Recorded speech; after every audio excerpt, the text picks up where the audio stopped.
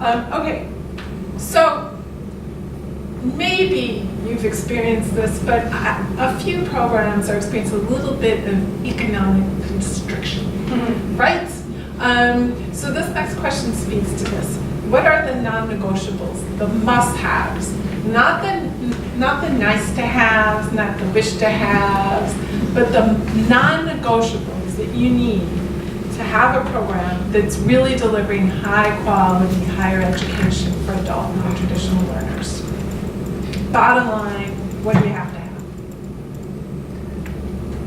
Look to David, because I have a hard time distinguishing between non-negotiable and desirable. Desirable is next. So I'm going to give you a chance to talk about desirable. This is the bottom line, David. So there's a bunch of material things, especially having to do with cost and support that we should talk about. But just as a way of saying, kind of for me, what's at the heart and to prompt the conversation, I would say that it is a climate and a culture and a material infrastructure of welcome, of relentless welcome, both in terms of mentoring and advising and faculty who are not only skilled and passionate teachers, but understand their students. I would bundle all those under the phrase vertical welcome, welcome between students and their mentors and teachers. And equally important, horizontal welcome, a peer community in which students will not let each other fail and take joy in each other's success. And it's actually the programs represented in this room that I know have been talking about. Because in doing field work as I became passionate about this, I went to places where I saw what it means to have a peer community of student support. And I've ended up thinking, and that doesn't tend to get talked about a lot. We talk a lot about advisement and mentoring, and all of which is essential. But I would say that peer-to-peer support is probably the single most important secret sauce. And on my list, I have that as caring relationships across everything, everybody. I would add assessment of prior learning as a non-negotiable for adult learners, and I would add some kind of multiple pathways to getting to the same sort of outcome or the same credential, if that's where they're aiming, and adult-friendly policies. Sorry. Yeah, go ahead. But I'd also note another thing that I've learned in working with the programs and colleges in this network is those virtues, those strengths can actually take wildly different design features. From the competency-based curriculum of School for New Learning to the organize everything around your capstone project of College Unbound. And the possible diversity of design that can fulfill those commitments and values is an important takeaway.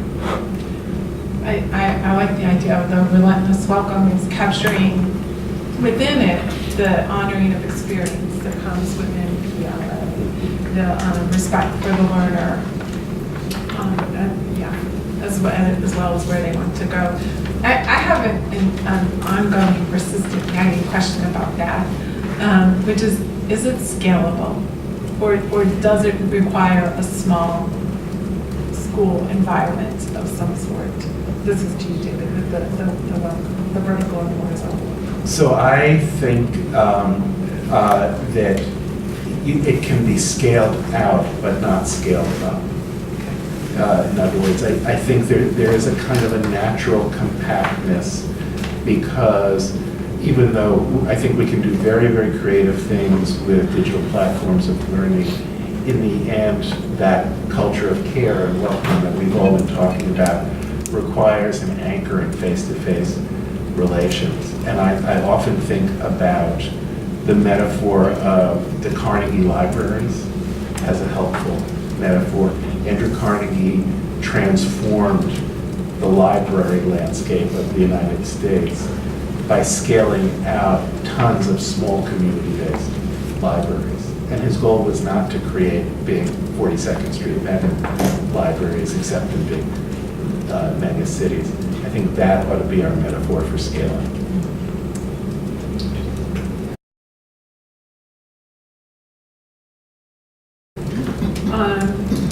So now you can have your cake and eat it too. In addition to these non-negotiables, what are to make something truly excellent? What else do you feel like you need? Catherine?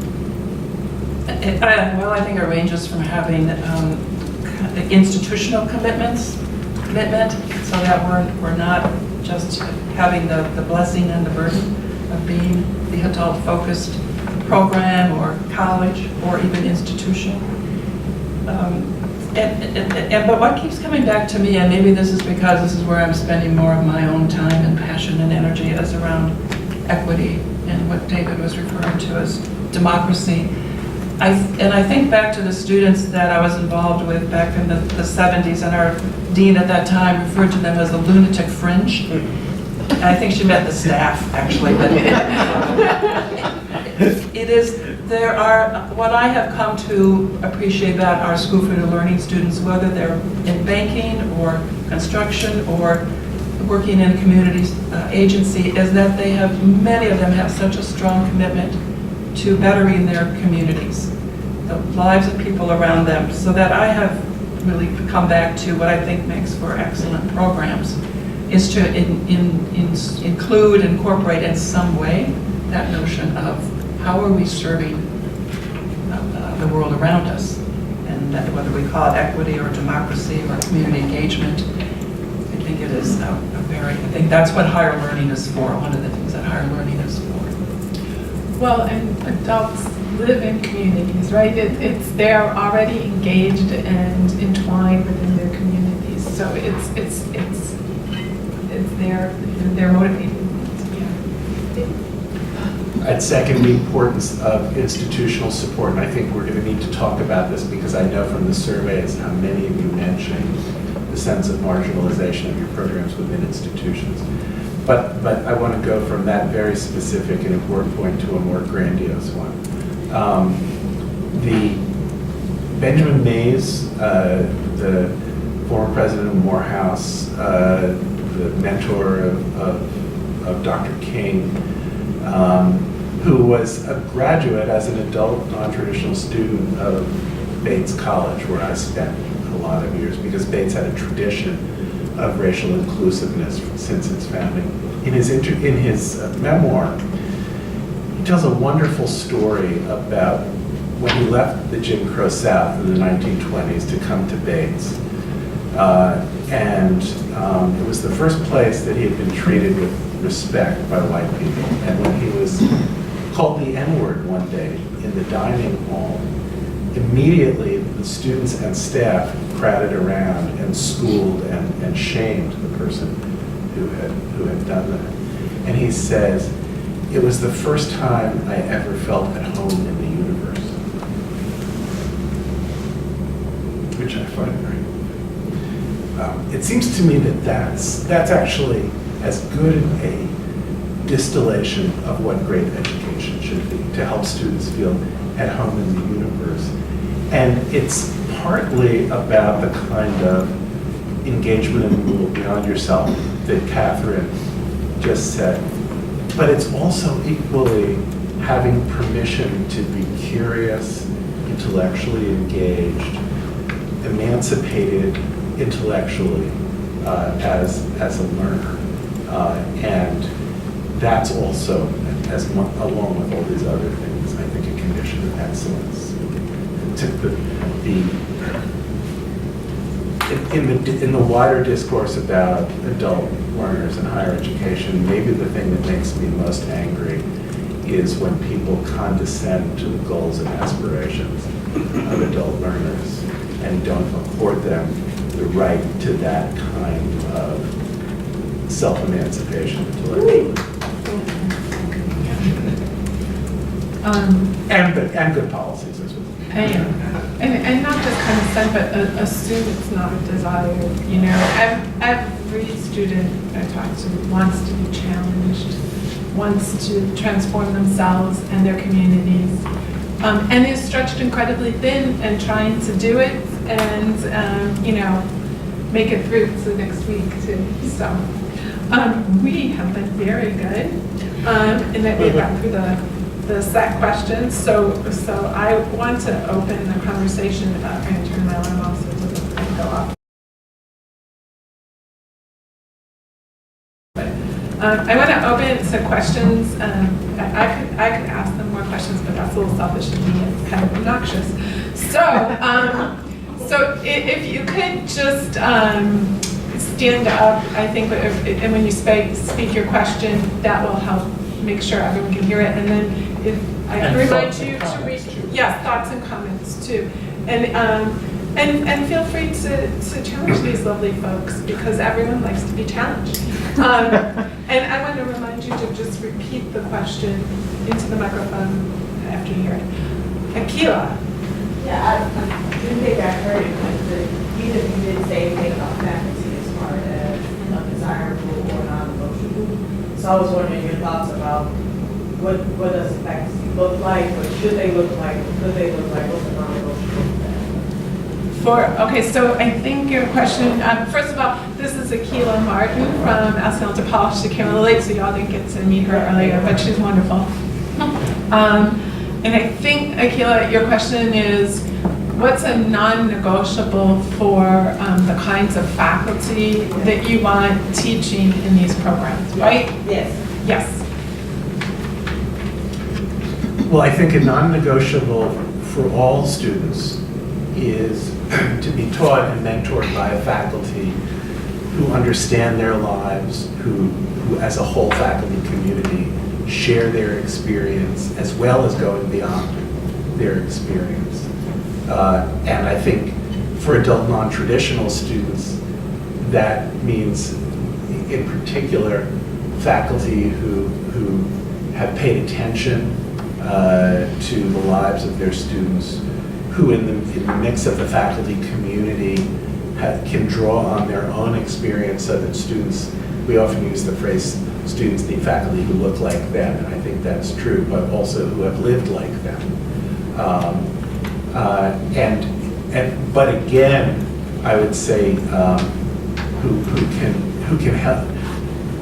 The ideal of being able to be at home in the universe is both an ideal for students of being able to be at home, and so faculty need to be able to share that sense of home, but also being at home anywhere, even beyond the worlds that you came from. And I would say faculty who can mix both of those forms of welcome are key. Thank you. And let me say that I want to kind of break down here the little spatial construction and invite other folks in the audience to throw in your responses to the questions as well. Okay?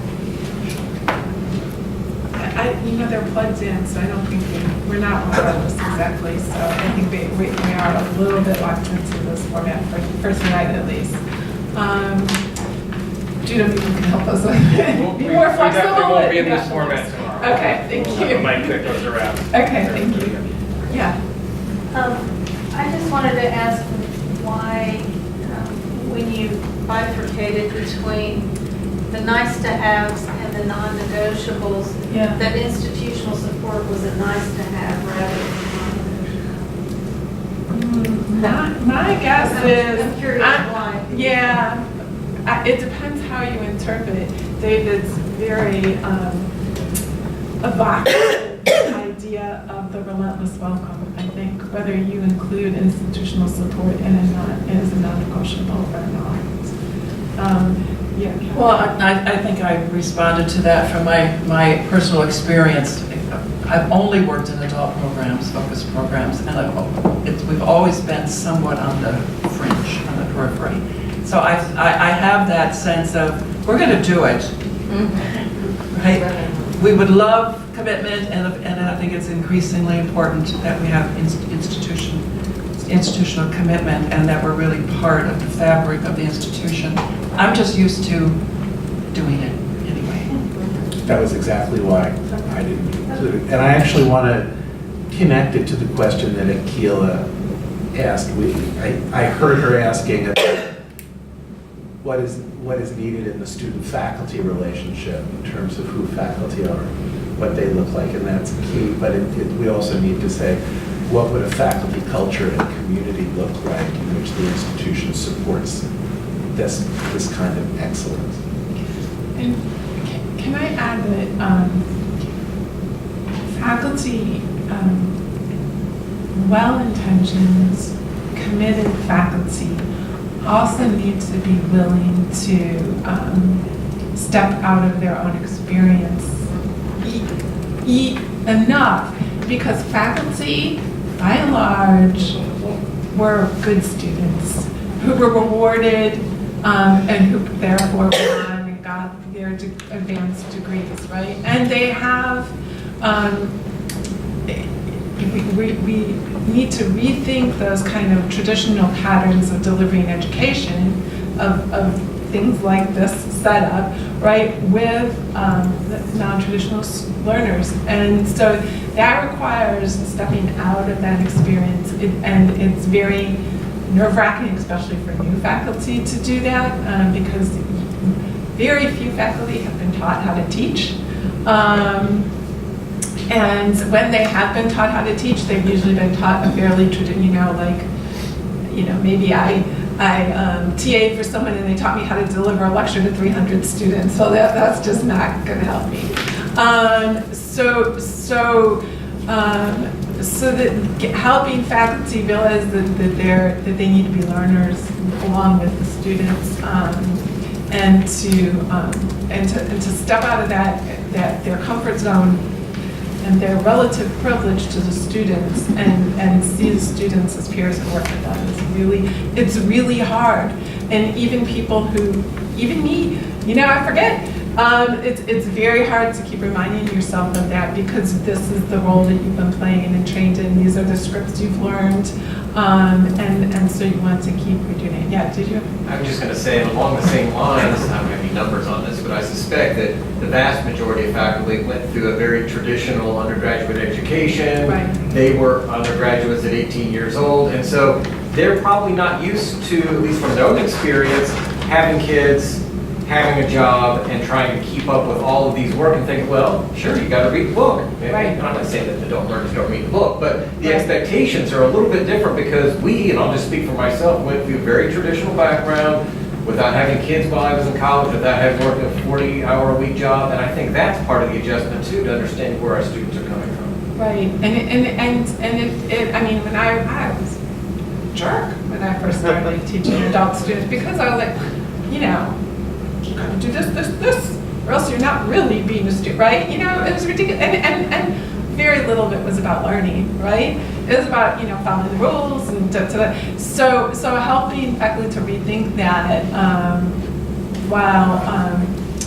while at the same time not going towards the kind of codependency role, faculty role, where, these poor students, poor thing, cut them slack, don't have to do as much, which does the student no good, Right. And doesn't give them the challenge that they are so thirsty for. So one of the saddest things I've been seeing, did all these interviews, and I've been coding the interviews, is when students are again and again feeling like they're not being challenged and they're ready to be challenged. So there's ways to challenge folks with learning that's not about checking boxes all over again. Yeah.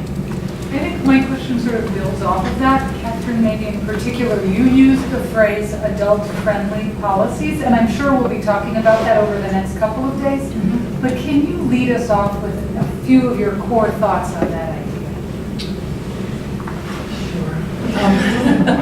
I can give some examples that I think many policies that I'm familiar with are based on what a full-time student ought to be doing. And so when our adult students take longer than a quarter or longer than 2 quarters to complete a self-designed project or finish up an incomplete, there's a certain period of time in which that grade turns to F. That one really bothers me. Because most students, in my experience, are not out dancing. You know, they're out living their lives and trying to negotiate very complicated lives. And then they're stuck with a grade of F, and they have to go through appeal process. It messes up their GPA. It puts their financial aid in jeopardy. So that's an example of a kind of policy that I think is not friendly, or the one that students, after 2 weeks, if they're in a course and something happens and they need to withdraw, they don't get their money back. Now that's a lot of money that they don't get back. It's not necessarily their fault that they went into the hospital or someone died. It's those kinds of things that are just not taking into account the reality, as we talked about, of the students' lives. Also, limits on prior learning assessment. This often is related to the accrediting bodies, but it also is how you account the prior learning. And as well as transfer policies. Yeah. So this is sort of an area, and I'd certainly be interested in anybody who's sort of thought about non-traditional student and the lessons maybe that we could take to younger populations who are now increasingly sharing a lot of characteristics with the non-traditional students. So at IU Kokomo, where I didn't know that we worked at the same place. Anyway, at IU Kokomo, I mean, just an unbelievable number of our traditional age undergraduate students are working a full-time job, or they got 2 part-time jobs. Many have children. That, you know, this is not. I mean, I've been in a traditional, more stereotypical setting, right? But that description that we have, that's been kind of bandied about, higher education doesn't get this or that, that sort of thing, that doesn't describe our institution really very well at all now. And so it seems to me like there's a lot of things that we can learn from what's happening in terms of the non-traditional students, in terms of those same policies I hate when they affected 19-year-olds. Right, yeah, and with the costs of education now, I mean, there's very few students, who really can afford to work. So I'd like to answer that in 2 ways. One is, I hope this doesn't sound nitpicky, I think it's quite important. You actually just described non-traditional students, those human individuals. Age is not a very good proxy for this. Yeah. So a 19-year-old who's a parent or who's working full-time fits into that description that we, and yes, they have different needs, they have different literacies, they probably have digital literacies that a 45-year-old office worker doesn't have, but they are already in the universe of what we're talking about. But it's also true, having said that I think much of what counts as great teaching and learning and as lousy teaching and learning and policy for this non-traditional majority is also can and should be imported to the way we think about education for traditional undergraduates. And I want to come back to the issue of failure that was sort of floating around in the last conversation. It seems College Unbound has a wonderful class called Learning from Failure. Reframing failure. It's a required class in the first year sequence, if I'm remembering right. And I think it's crucially important for especially non-traditional students who almost all normatively feel like they're embarrassed by their earlier relationship to education and feeling like they failed the normative script. But it's actually, I would argue, the place where faculty and mentors and all human beings, if they examine their own experience, even if they were fabulous little students all the way through, they have experiences of failure that need to be owned and learned from. That I actually think is a place where the pedagogy of working with adult students, with non-traditional students, can connect with faculty and be open a door to traditional age students. And I think in all of those cases, for me, and again, I've learned this most of all from College Unbound, the pedagogy of failure and engaging failure and reframing failure is precisely about taking responsibility for your life. It's not about being treated as, having corners cut for you and being quote unquote coddled and not having grit and all this other bullshit. And in my experience, again, through these programs, the students who deal with that are hungry and empowered by the process of taking responsibility for what they want their education to be, and that's what gets them and the faculty out of the box of feeling like they have to be, in some way dumbed down in their education. And that seems to be something that's the right way of saying this. There's no way of having great teaching and learning with non-traditional students and not confronting that issue. But that's a set of learnings that we need to take to traditional students as well.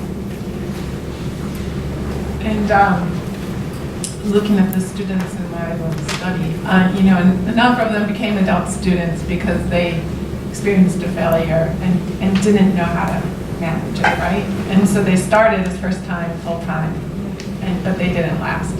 And it took them sometimes decades to come back. It becomes a huge monkey on their back. So I would say we should be teaching that in high school, grammar school, with 2 college-age kids of my own. I think it's vital. And I want to. I don't know if you do this at College Unbound, but I think it's as important to teach students about taking responsibility themselves as helping them analyze the context and the structures that they're negotiating.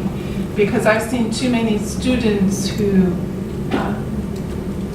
take everything upon themselves. You could argue that's not necessarily taking responsibility, but don't understand the power structures and the other structures that are in place, and aren't, having a critical lens to those can also be a very powerful tool in helping them to see their experience in a broader context and reevaluate their experience, and then use that as then a tool to go forward. Yeah, I mean, just to be clear, because I don't think I was clear, that process of taking responsibility for laying claim to your education is the opposite of blaming yourself for your failures.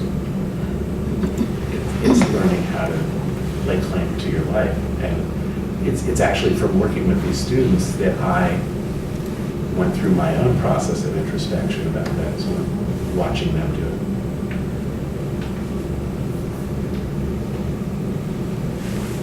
Yes. So, just an observation and a few questions. So, a lot of the ways a non-traditional student is different is because federal policy makes them different. Mm-hmm. Whether that term appears at all in federal policy, it guides everything from what the risk factors are to, you can tie from the risk factors from the 2002 study by the department that created the term non-traditional students to ability to benefit, right? And I just make the observation because I think everyone here probably knows that, but it's still a valid point that, we've designed the system at the highest level that pays colleges for what they should look like that are not designed to serve this particular kind of student. And it's specific, it's data-driven, and it's important to realize as we're trying to, if you look at, I'm a policy researcher, so all I think about is scale, unfortunately. And I keep thinking 36 million, some college, no credit. And how do we get from our conversation to educating that number of people? And that needs to be my questions. does the same financial model that serves traditional students, is that scalable to serve, even just using that 36 million as our universe? That's one. Two, the second question is related. You know, I'm guilty of this too. When you write in a DC policy audience, all you ever write about is why, for jobs, people should get more education. And my personal experience when I started this work years ago, teaching ESL and all that, that's not all what the adult learners want anyway, you know. And I'm trying to figure out is it possible to build from that narrative about jobs that I don't think you can get around, because it's what public policymakers want to hear. It's what they want to fund, whether it's a governor.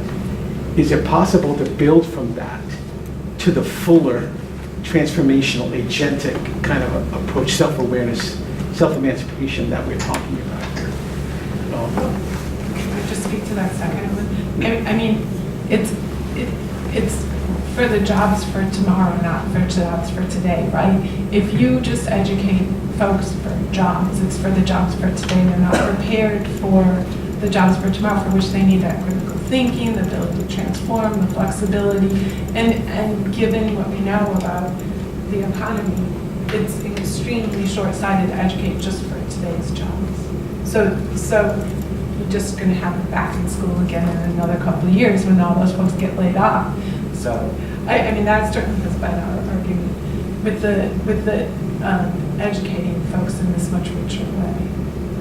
I don't know much about scalable financial models, really. I've not been very successful at that part. But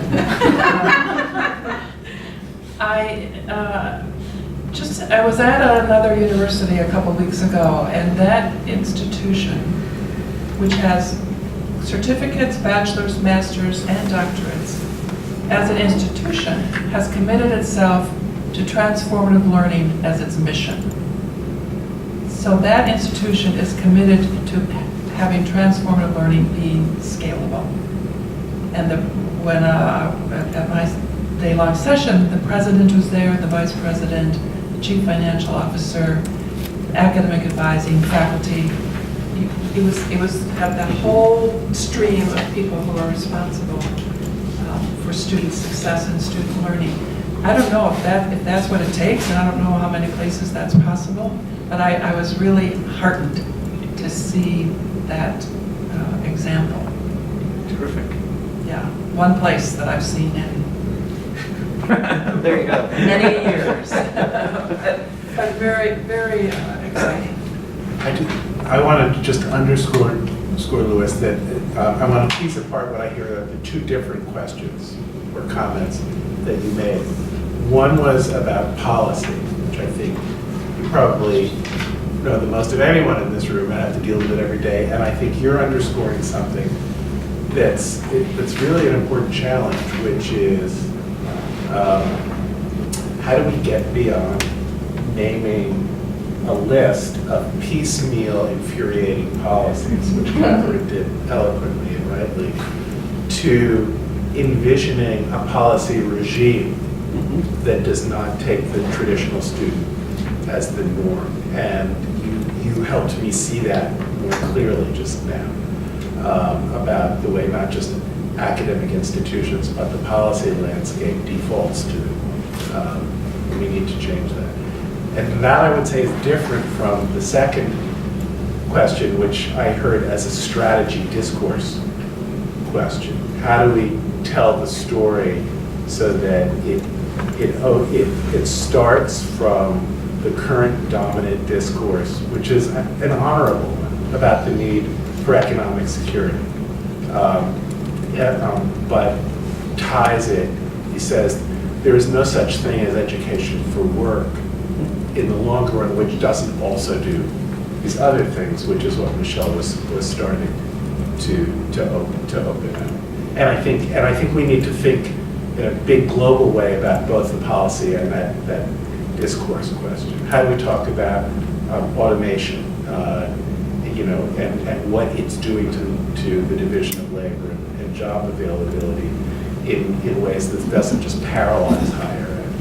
but talks about what is our mission to create a human landscape. Did you want to jump in on this? I just want to follow up on the question and maybe ask a question back. So when you're asking about a financial model, like what is it that you have in mind? Like what's the challenge there, or what's the need there? So the way we do Title IV financial aid right now is based on the idea of a fall semester and a spring semester.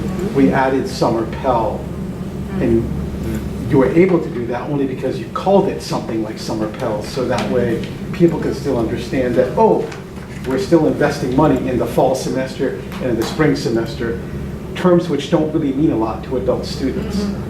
And we're still, so we've structured a way that we pay as a society, and then colleges, the built infrastructure of delivery builds itself around that. And, are there better ways, just to throw out ideas that I've written about before, like do you use the tax code? Do you use Section 120? Is Section 127, which is about employer reimbursement of, is that a better place to begin?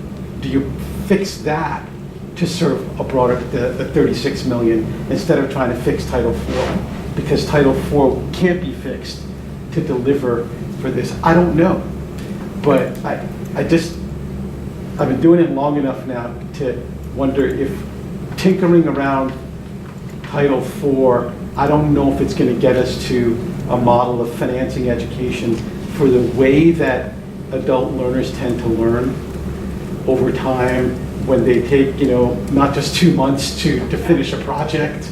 And because that sets up a whole different structure of time that doesn't fit the Carnegie unit, which Title IV is built on the Carnegie unit. Yeah. And it's not, I just offer it because when I was saying to Adam earlier, like coming to a session for this for me is like reclaiming my soul, right?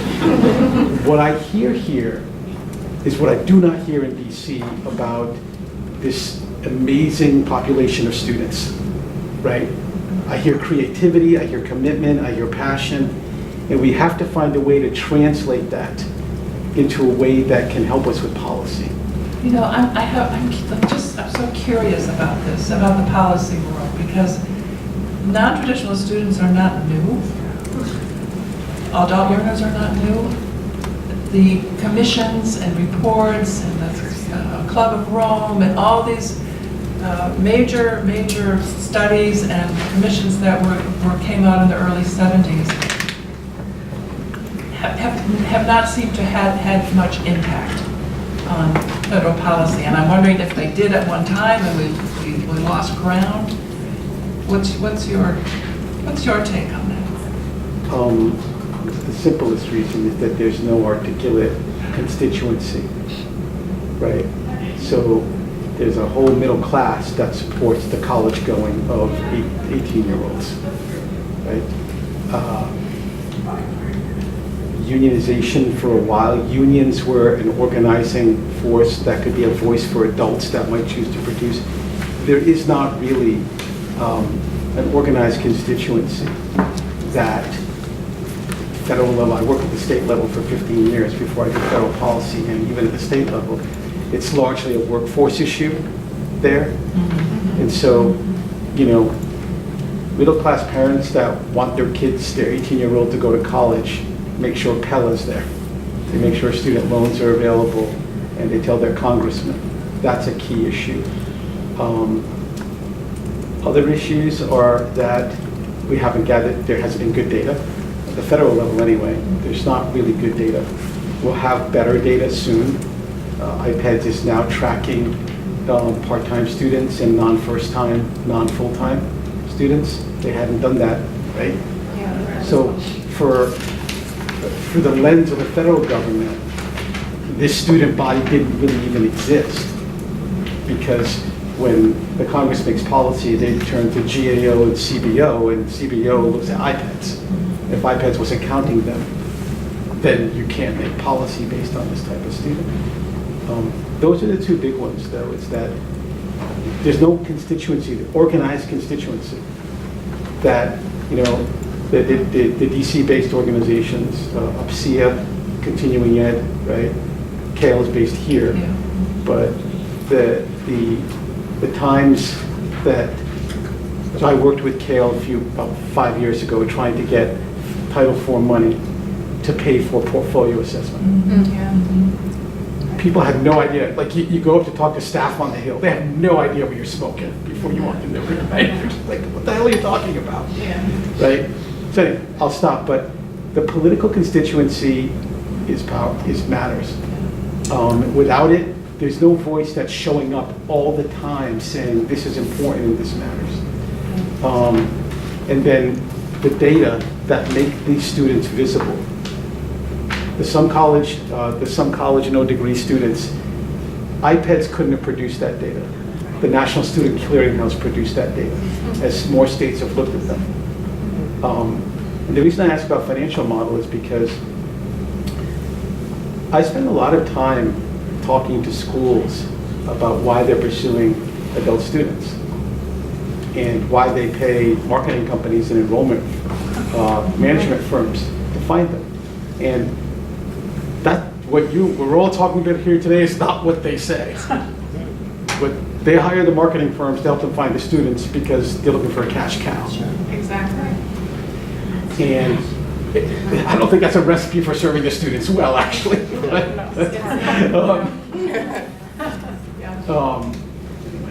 Thank you for listening. Just on that note, George Mason is conflating online with adult. Yeah, Which, and our students tell us they don't want online. I'm almost a one.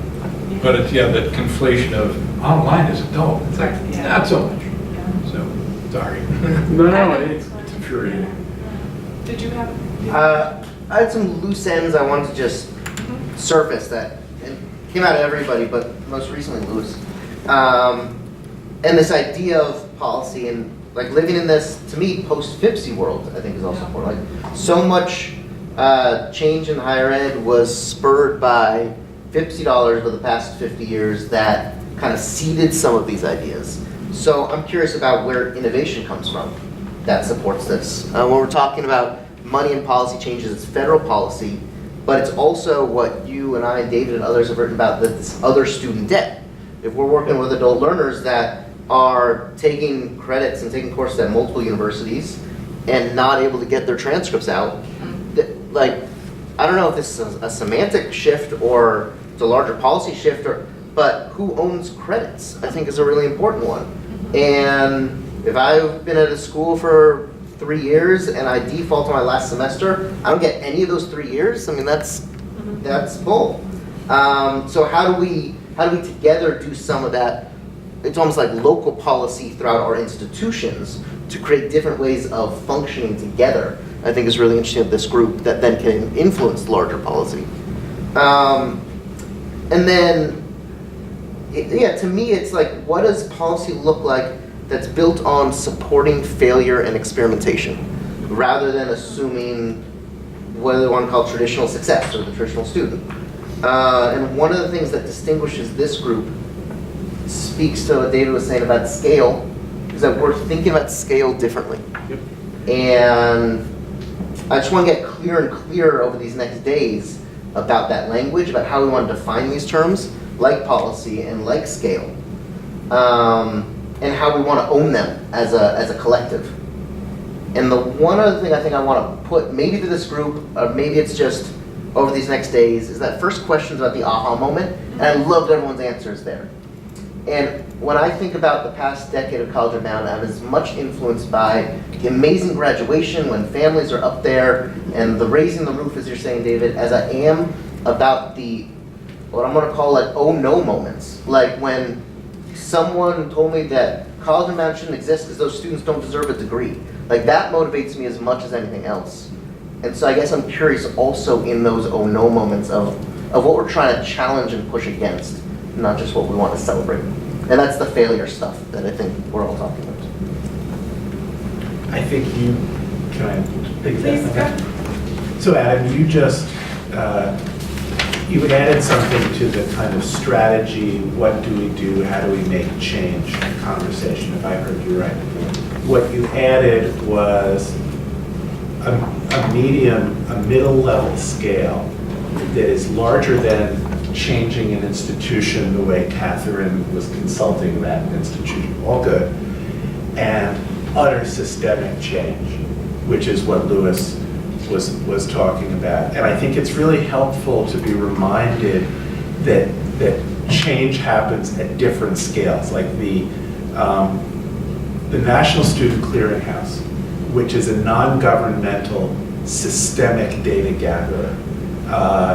It doesn't have every college's data, but it has pretty damn near all of them, and that's a game changer because it helps, it let us know that there were 36 million some college no-degree folks. And then at a smaller scale from that, there are large academic consortia, AAC&U advocating for liberal education, the competency-based network that DePaul's been involved with. I think what we need to figure out is what a kind of guerrilla group of 20 programs and institutions who have the advantage of actually being the best performing institutions in this space, not just in terms of ethical and great teaching and learning, but in terms of completion rates that typically go beyond what the more famous adult online completion program. So we have some real assets at a scale that's collective but kind of compact. And what can we do with that? Could we model students owning their own credits and getting the institutions that our students come from and go to release transcripts even when they're small amounts of institutional debt. So I think these last 20 minutes are interesting because they're starting to get us to think strategically about what we could do together. I like to think of the distributed network approach. Other questions? We've been having this conversation for a while. So those of you who are newer, questions, things that, let me just open it up a little bit more. I know we did the survey, but things you want to make sure that we kind of get to in the next couple of days that you want to make sure we talk to.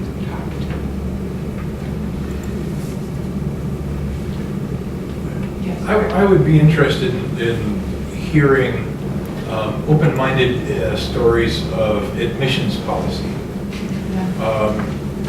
Right now we have, I just had a 44-year-old lieutenant in the county police force just get asked on why he wasn't enrolled between 94 and 2015. And it may have had something to do with needing a job, I'm not sure.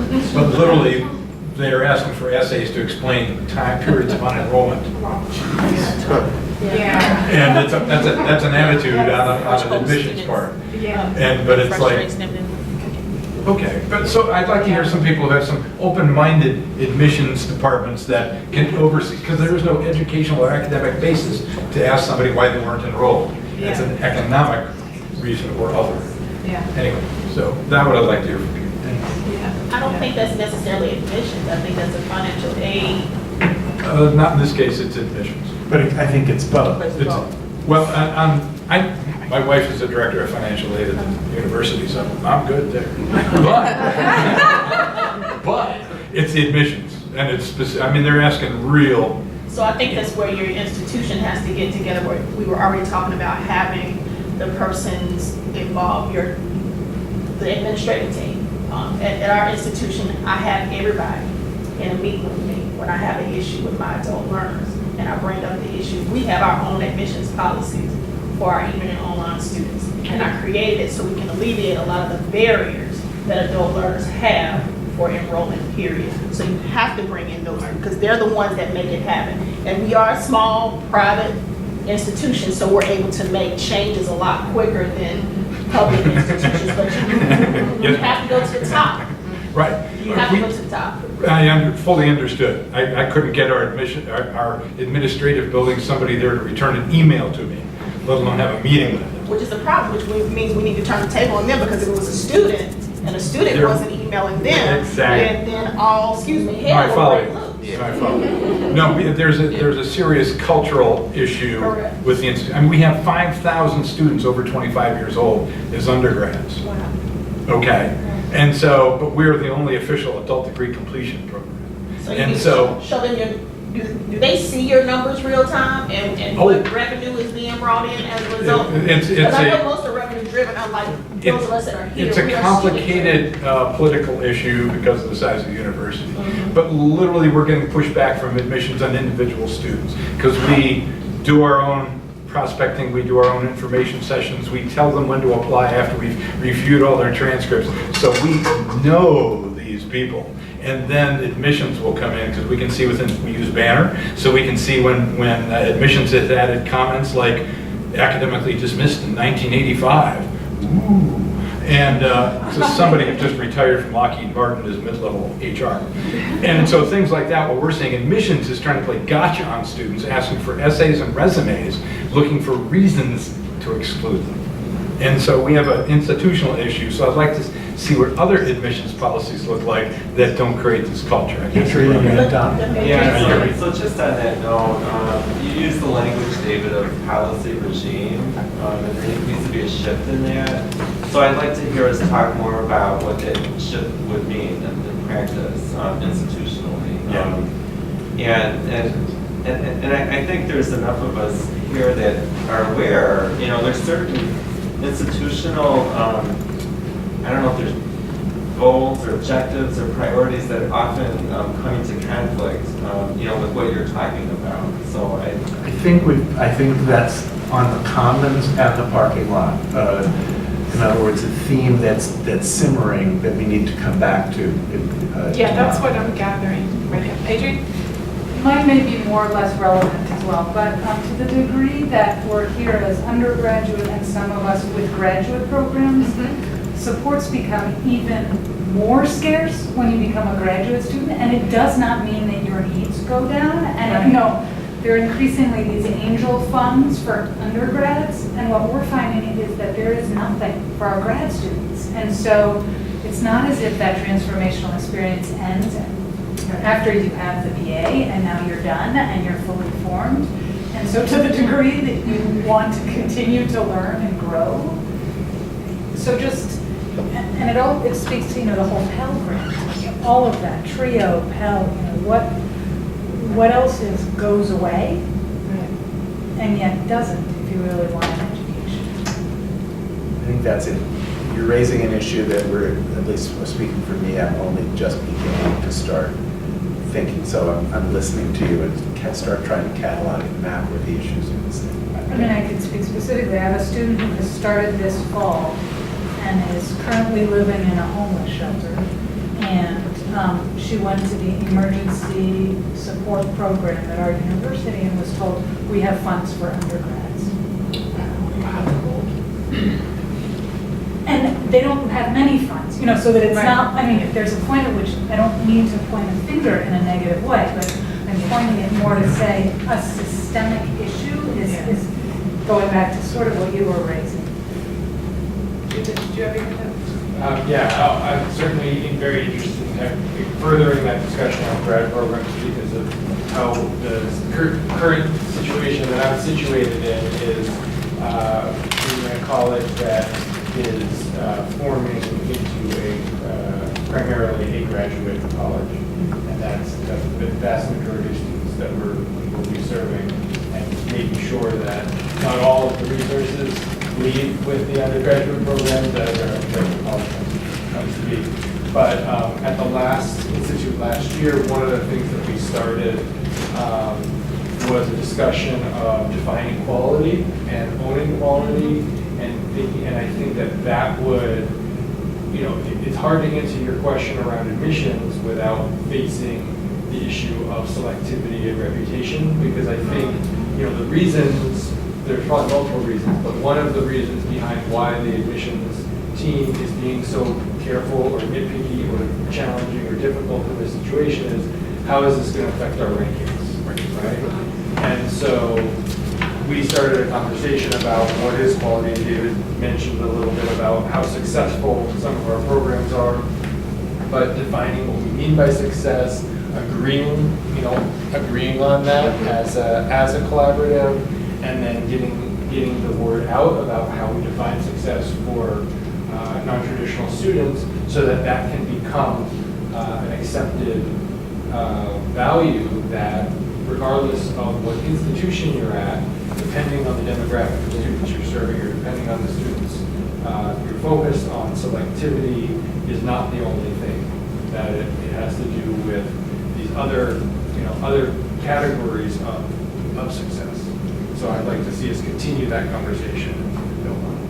Right. And it's a more productive way probably than going screaming to additions, which is what you really want to do, right? But, yeah. Oh, no. I think on the other side of this issue too is the, and again, I don't have a lot of experience with really any in this area, but I know that, I mean, occasionally in my role, I'm given information to sign off on a returning student who comes with one of those sorts of records, right, that and in the conversations that I have with advisors, so this person these folks have already made it past submissions and subsets and it's reached the D level. There's also a real concern to make sure that these folks are paying out of pocket and nobody wants them to end up leaving with debt and unsuccessful, right? And so I think that there's probably lots of cases that I think people are referring to in which, we're putting unnecessary obstacles in front of people. But I think there's also a lot of very conscientious folks who are trying to also look out for folks who maybe will end up coming and not being successful at all and in debt. So, Yeah, thank you. just the other side. Yes. We seem to know a lot of the roadblocks. We know them in admissions, policy, curricula. We know the problems, don't we? I mean, we have enumerated them. We talked about language of a university saying we're going to be transformative, and yet still got to wait and see, right? What does that really mean? We understand that adult education is not just about age, that it affects traditional and non-traditional, it opens up our consciousness. One thing we know also is what I think you said, Michelle, somebody, that how many people in this room, there are a whole bunch more like us. We are not unique who are thinking like that. And they're right there in our institutions. And sometimes we live in silos. Mm-hmm. You spoke to it. Mm-hmm. It's more than just getting people together. But one of the things, I just saw the Charles White Museum and all that, and it reminded me of how we got to this table, right? And we did it by organizing. Old style organizing. In admissions, there's somebody who's concerned about that. Maybe 5 people. I'm telling you, it means that we can't sleep a lot. But I'm talking about old style organizing. I think that that's what you all did with this great college for the new maturity, right? Not the minority, the new majority. You organized us to come here. It is incumbent upon us to go to that policy meeting that this gentleman so well talked about, right? Because we have a policy that says if you don't have 90 credits, you can't come to Tacoma Evergreen. So I asked the provost about that, and she says, yeah, we need to change that. And yeah, we're going to change that, but I want to put a lot of work on the staff. I thought you were going to put a lot of work on the staff. What? So that is something we need to bring staff and people together. I bet there are some, I hate to use the word revolutionary, but I'll use it, folks, minded people whose consciousness is where you are. Unless we get those folks together, we cannot change anything. We cannot live in these silos. We know the problem. And we can become more and more familiar with the problem as we have these kinds of meetings, right? I mean, I want to go home with hope. You know what I mean? I want to go home hearing this gentleman say that, my God, there are 5 people in admissions that probably would want to sit down and talk about, maybe you don't have to go to the meeting, but maybe. People don't realize sometimes of the possibilities. We have just enough time. So I can't remember who said this, starting now, right? And now it just seems slow fading to go on. Right now, I'm sorry. But policy has to change because we are here for systemic change, are we not? And for change in our local and national environments, right? We want to change this world, right? How do we do that? Is because we're not unique. There's a whole bunch of guilders out there. There's a whole bunch of folks who are thinking the same thing about that, about policy. We have to get together with them. We have to sometimes stay up late at night to do this. I mean, this is it. I mean, just look in the kid's eye and figure that out. That's all I'm saying. So Gilda, Yeah, right. I think Gilda's taking us home for the evening, but I just want to elaborate on that just a little bit, because I went through the surveys today and just kind of gathered for myself what I found. And you know, the easiest one was the hopes that people brought, because it was pretty common that folks wanted to connect, they wanted to share, and they wanted to learn from each other. People feel a little isolated, and they wanted to spend time learning and connecting with each other. The challenges, there were like 4 categories. We kind of cover most of them. You know, institutional challenges, the challenges students bring with them, systemic challenges, and the challenges of instruction. So they're pretty neat package. The strengths all over the place. So there's your hope. We got so many strengths, I can't even put it in nice little documents. So, looking forward to seeing you all tomorrow, 9 a.m. at National Lewis. So not back here, but just down on Michigan Avenue. He's going to come to the 2nd floor to check in, and then we'll be on the 3rd floor. I'd like to piggyback one more thought, which is just to note that this meeting, and especially with our new colleagues, is a sign of what Gilda was talking about. That 2 years ago, we had a small group of programs. Last year, Johnson C. Smith and National Lewis joined us. For some wonderful accidental reasons, our work got kind of publicized a bit, and suddenly there was all kinds of energy of people who were doing great work, who wanted to connect. So we are already in the middle of this organizing process, and we need to think by the end of the week, what's the next step? How do we go? Thank you very much. Have a lovely